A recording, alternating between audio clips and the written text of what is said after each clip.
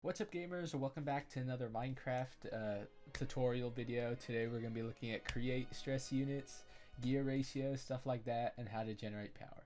The first thing we're going to be looking at is SU, also known as stress units. It's kind of the power of create mod on what everything runs off. There are 4 main ways of producing it, so I'm going to be showing you those 4 generation sources. The first one is the water wheel. You can see it comes in 2 sizes, the large and the small. The large water wheel takes up a good amount of space, but you only really need this kind of small area of water to be flowing. It makes 512 stress units, which is a lot considering this is early game. The only problem is that it's at 4 RPM, which is slow, as you can see. That's why they have the small water wheel, which although only makes half, which is 256 SU, also works at twice the speed. So it's kind of a trade-off, like depending on what you're going for. The nice part about these is kind of how modular they are.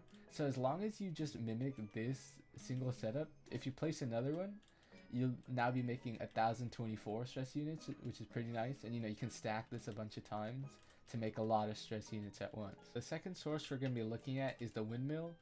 This one is also pretty early game. It just comes a little bit after this because you have to have some infrastructure set up to be able to make everything you need. Typically it's only going to be a windmill bearing, a windmill sail frame, or a windmill sail, depending on if you want to spend the wool or not.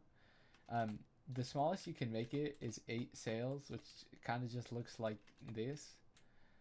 You can see it makes 512 SU, which is kind of good because it's smaller than this, but it's also going super slow at 1 RPM. The nice part about the windmill is that you can kind of just keep adding on to it. So like if I just keep adding mills, there are kind of levels to it. So I've got, I don't know, I don't want to count this. It's like now I'm making 1536 SU, which is a lot more, and like I didn't even add that many sales. And you can see now it's making 3 RPM. So kind of as you go up levels, you make more SU and it also becomes way faster. The third generator we're going to be looking at is the steam engine. It's kind of more towards the end game. It's probably the last thing, and because of that, it's a little bit more nuanced when it comes to everything you have to do for it. If you look at it here, when you have goggles, you can see that there are 3 different things or factors that you have to look at when making a boiler, and that's the size, water, and heat. And so the first thing we're going to be looking at is size, and you can see that over here. There are 3 general sizes you can have of fluid tanks. And they're either 1 tall, or 1 wide, 2x2, or 3x3. And of course, this is going to affect the size. So the taller and also, I guess, wider it is, the more bars you'll fill on that size bar. The second status we're going to look at is heat. And this is kind of affected by multiple things. Of course, it'll be the amount of heat sources under it. You can have fire or a campfire. The only limitations with these is, although they're good early game, if you're just using a 1x1 boiler, they don't really kind of like add on to this. They max out at 1 really. And that's where the blaze burner comes in, because although normally they add the same amount of heat source, you can use a blaze cake and it'll kind of supercharge the blaze burner and it'll double the output. And this is more noticeable when you have a bigger boiler, because you can have a 2x2 and they'll stack. So now just 2 supercharged blaze burners give you a total of 4 bars on heat. The final bar that you have to worry about is water. You gotta have these like infinite water sources and then the water pipes to bring up the amount of water. I think here, if I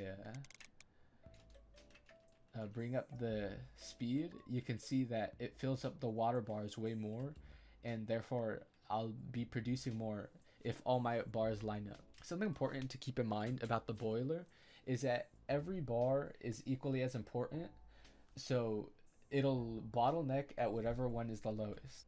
The nice part about this is, although this is only level 1, it's already creating 2048 stress units and at a speed of 16 RPM, which is pretty quick comparing it to everything else.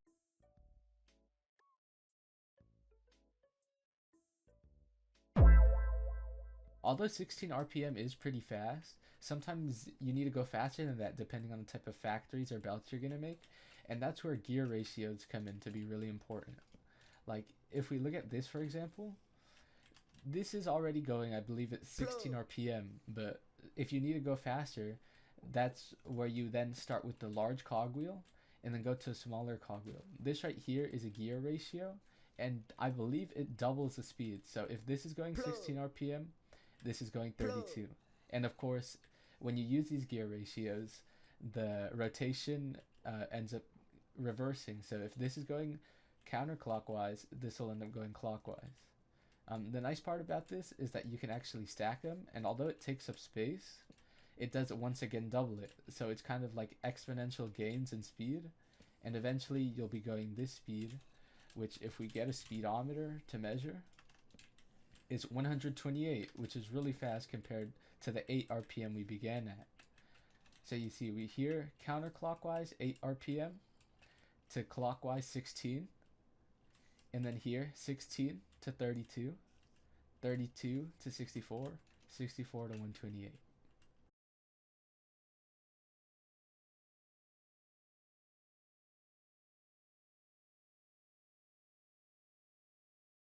Alright guys, thank you for watching this video. Make sure to hit that like button, subscribe, see y'all.